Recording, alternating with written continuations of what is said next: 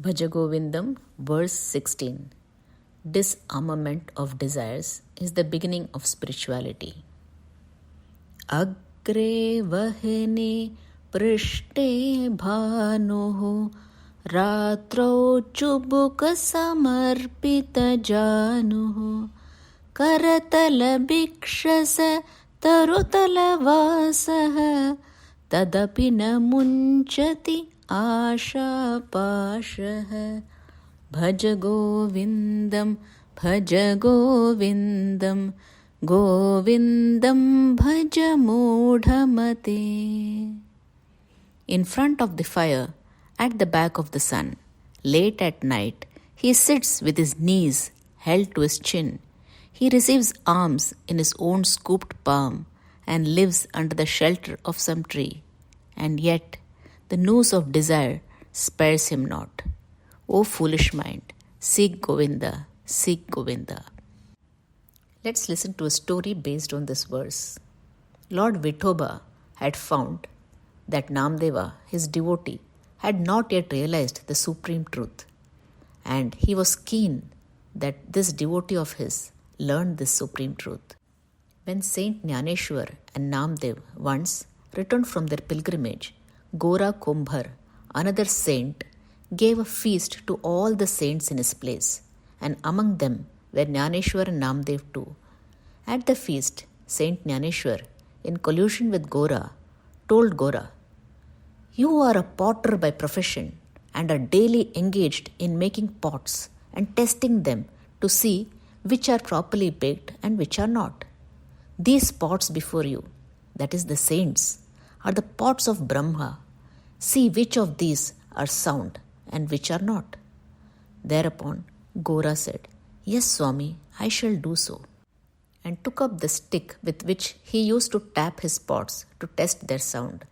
Holding it aloft in his hand, he went to each of his guests and tapped each on the head as he usually did to his pots. Each guest humbly submitted to such tapping.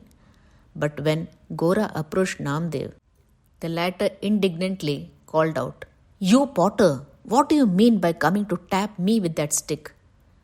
Gora thereupon told Jnaneshwar, "Swami, all the other pots have been properly baked except this one, that is Namdev."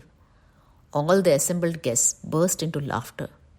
Namdev felt greatly humiliated and ran up to Vithala, the deity he worshipped, with whom he was on the most intimate terms, playing with him, eating with him, sleeping with him. Namdev complained of this humiliation that had happened to him, to Vithala, who knew all what had happened. He pretended to sympathize with him and asked for all the details of the happenings at Gora's house, and after hearing everything told him, "You should have kept quiet and submitted to the tapping as all others did. Then this humiliation would not have come to you."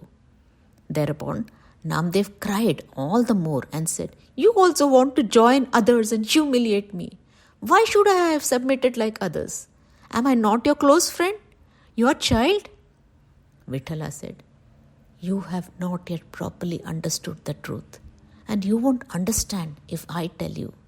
But go to the saint who lives in a ruined temple at the nearby forest. He will be able to give you enlightenment." Namdev accordingly went there and found an old, unassuming man sleeping in a corner of a temple with his feet on a Shivalingam. Namdev could hardly believe what he saw. Was this the man from he, the companion of Vithala, was to gain enlightenment? However, as there was no one else there, Namdev went near the man, clapped his hands. The old man woke up with a start and seeing Namdev said, "Oh, you are the Namdev whom Vithala has sent here. Come." Namdev was dumbfounded and began to think, this must be a great man. Still, he thought it was revolting that any man, however great, should be resting his feet on a Shivalingam. He asked the old man, "You seem to be a great personage, but is it proper for you to have your feet on a lingam?" The old man replied, "Oh, are my feet on a Shivalingam? Where is it? Please feet and place it elsewhere." Namdev removed the feet and put them in various places. Wherever they were put, there was a Shivalingam. Finally, he took them on his lap and he himself became a Shivalingam. Then he realized the truth, and the old gentleman said, "Now you are realized. You can go back." In this story, it is to be noted that only when Namdev surrendered himself and touched the feet of his Guru, enlightenment came. After this final enlightenment, Namdev returned to his house and for some days did not go to Vithala at the temple, though it had been his habit not only to visit Vithala every day, but to spend most of his time with Vithala at the temple. So, after a few days, Vithala went to Namdev's house and, like a guileless soul, enquired how it was that Namdev had forgotten him and never visited him. Namdev replied, "No more of your fooling me. I know now. Where is the place where you are not? To be with you, why should I go to any temple? Do I exist apart from you?" Then Vithala said, "So, you have now understood the truth. That is why you had to be sent for this final lesson." The external rituals of going on a pilgrimage, doing charity, reading scriptures, equip one with the discipline, faith, and patience, which are essential for purification of mind. But the real essential practice is true wisdom, for which one has to know the self. One who knows the self is not bound by false delusion. The ignorant are clouded by the ego.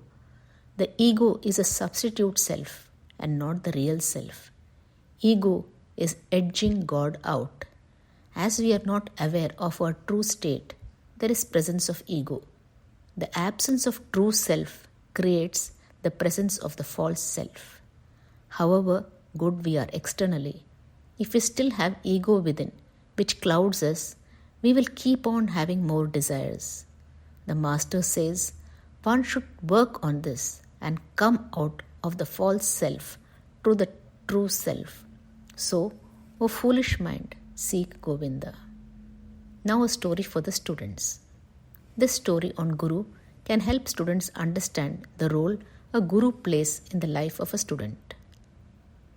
Gurur Brahma Gurur Vishnu Gurur Devo Maheshwarah Guru Sakshat Parabrahma Tasmai Shri Gurave Namaha. Gurur Brahma. Guru is like Brahma, the creator. Gurur Vishnu. Guru is like Vishnu, the preserver. Guru Devo Maheshwara. Guru is like Lord Maheshwara, the destroyer. Guru Sakshat, the true Guru before the very eyes. Parabrahma, highest reality. Tasmai, to that alone. Gurave Namaha, to that Guru alone I bow. Guru, Gu means darkness. Ru means remover. So one who removes the darkness is the Guru. Once upon a time, there was a hermitage in a beautiful forest. The great sage Daumya lived there with his disciples. One day, a well-built boy named Upamanyu came to the hermitage. He looked untidy and dirty. The boy bowed to the great Rishi Daumya and implored the sage to accept him as his student. In the Gurukula days of yore, the gurus decided if a student was deemed fit to be accepted into the Gurukula, to be trained and educated with real values of life and seeing God in all. Sage Daumya decided to accept this hefty boy Upamanyu into the Gurukula. Though Upamanyu was dull and slow-witted, the learned Guru saw that he was included with the rest of the students in the hermitage, who probably were brighter than him.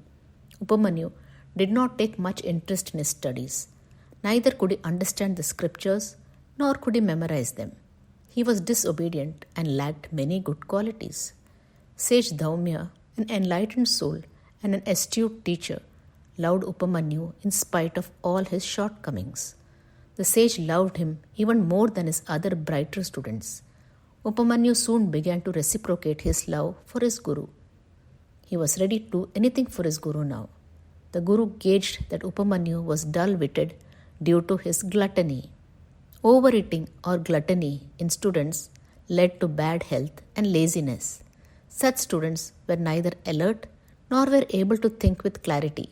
In fact, this kind of indulgence led to dullness of the intellect or tamoguna. As a guru, Sage Daumya desired that all his students eat as much as was necessary to maintain their body. Eat to live, not live to eat, and to control that 4-inch tyrant called the tongue. With an aim to reform Upamanyu, Sage Daumya gave him the task of tending to the cows in the ashram. Upamanyu's duty was to take the cows to graze at dawn and return at dusk. The sage's wife packed some lunch for Upamanyu daily. But the well-built Upamanyu had a hearty appetite. He felt very hungry even after his lunch. So to appease his hunger, he milked some cows and drank up the milk. Soon, Sage Daumya noticed that Upamanyu was getting fatter. He was surprised that all the walking with the cows to the pasture and the simple lunch had not made Upamanyu's body trim and slim. He questioned Upamanyu about this, and Upamanyu truthfully replied he had been drinking the cow's milk. Sage Daumya then ordered Upamanyu not to drink the milk, as the cows did not belong to him. Upamanyu could not drink the milk without the Guru's permission. Though Upamanyu readily agreed to his Guru's order, he was still hungry. He noticed that when the calves suckled the milk from their mothers, some drops of milk fell down. He soon began to collect this milk in his cupped palms and started drinking it. Sage Daumya, who had an eye on Upamanyu, observed that the boy was still not losing weight. Once again, he questioned Upamanyu, who came out with the truth.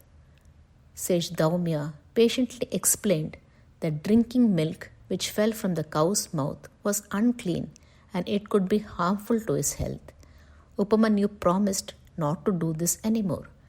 But Upamanyu could not control his hunger. One afternoon, while grazing the cows, he saw some fruits on a tree and ate them up. Alas, the fruits were poisonous, and consuming them rendered him blind. A terrified and blind Upamanyu, while trying to find his way back to the ashram, stumbled and fell into a deep well. At dusk, when cows returned home without Upamanyu, Sage Daumya, realizing something was amiss, set out to search for him. He found Upamanyu in a well and pulled him out. The sage, full of compassion for Upamanyu in this dire state, taught him a mantra to invoke the twins Ashwini Kumars, who were the celestial physicians. By chanting the mantra, the twin Ashwini Kumars appeared and restored Upamanyu's eyesight. With great patience, Sage Daumya highlighted to Upamanyu how his desire for food had led him to eat fruits which were poisonous and caused him blindness, and also pointed how Upamanyu could have died in the well but for the timely rescue. The gravity of his error finally dawned upon Upamanyu, and he gave up overeating. He soon became fit, healthy, and also intelligent and clever. Sage Daumya created love for the Guru in Upamanyu's heart, so the Guru acted as Brahma the creator. The sage protected Upamanyu by his own loving advice and saved him from dying in the well. So he acted as Vishnu the protector. Lastly, the Guru acted as Maheshwara, the destroyer of bad qualities, by destroying Upamanyu's greed and thus led him to success in his life. A Guru or teacher is the one who instills the right values in us, who guides us to the right path. One must always show respect and gratitude to the teacher. Correct understanding of the rituals and sacred texts is essential. When students are taught values, culture, rituals, the Guru or teacher should lead through example. Prayers should be offered to the divine for showing gratitude and not merely asking God to fulfill one's desires. Silent sitting is important to develop concentration and develop quietness of mind.